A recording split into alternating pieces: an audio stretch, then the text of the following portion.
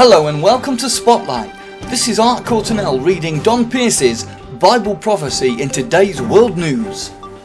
This is part 11 in our series. Welcome again to Bible Spotlight on World News Today. Today's theme is a ring of steel. Israel is pushing ahead to define her borders with advanced security fencing. The fencing around the so-called West Bank has been underway for many years.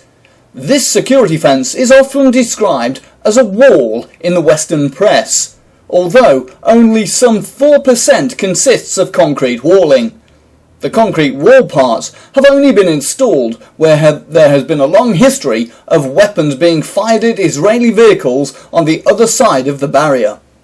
It has proved very successful in reducing terrorist attacks, so much so that its completion has been slowed right down as the most critical areas have been completed.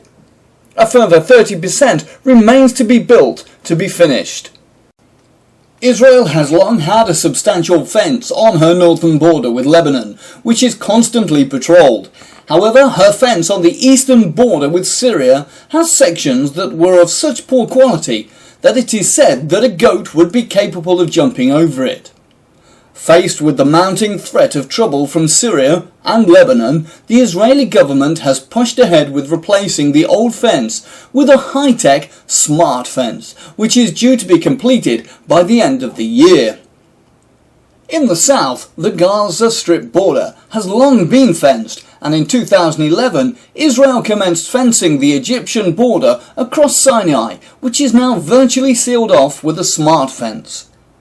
What is now being planned is to build a fence south of the Dead Sea, all the way to Eilat. This would complete the encirclement of Israel's land border with sophisticated fencing. Security cameras would pick up any attempt to cross Israel's borders illegally and direct patrols to incursion threats. Such a fence is certainly proving effective and has boosted Israel's security.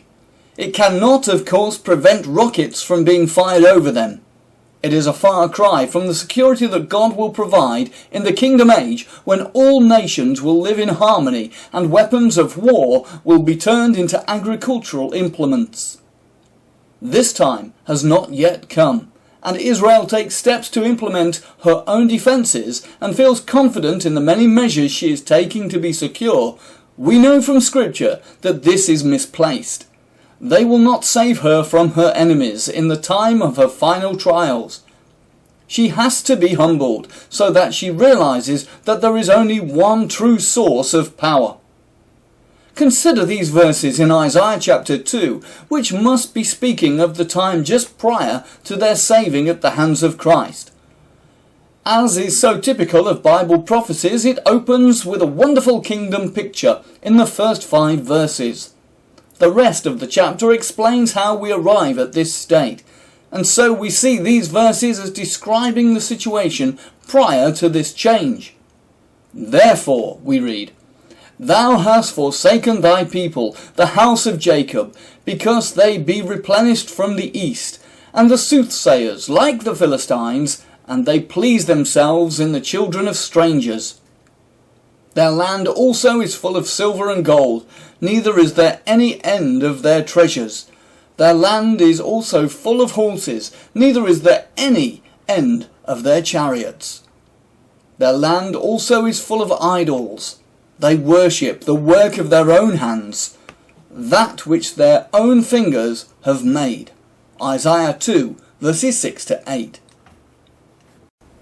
Here then is a picture we recognise of modern prosperous Israel, with the modern equivalent of war horses and their chariots, trusting in what they have designed and made, rather than trusting in their God. Their defence weapons are their idols that they look to save them. They are associating with the East, Sheba and Dedan, and please themselves with the children of strangers, people not of their nation. This phrase is translated in other versions as friends with, or ally themselves, or strike hands with. We saw in our last update that they seek to work with Russia and the Vatican friends, who will turn out to be treacherous and smite her. Isaiah chapter 10 and verse 20. In our next spotlight, we will look at the situation of Israel's new gas supplies. Until then, this has been Art Cortinell reading Don Pearce's Bible Spotlight in today's world news. Join us again next time for part 12 of our series, when we consider further how Bible prophecy is being fulfilled by world news today.